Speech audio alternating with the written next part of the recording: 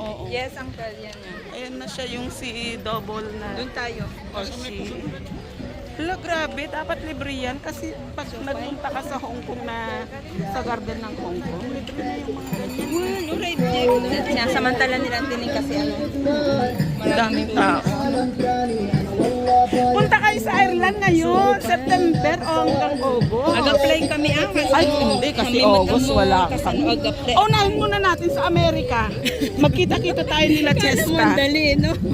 Mura lang. Punta tayo sa birthday natin. Subay, kahit kuman ka. Yun na ang pa-birthday natin sa sarili mo. Kaya nga, hindi kailangan apply muna siguro ng visa. Ayan, oh, cute. Ang ganda, oh. Oh, so beautiful. Mamaya mag-picture-picture tayo dyan. Para makita. Oh, amazing. Ayan guys, punong-puno ng tubig yan 3 days ago. Oh my God.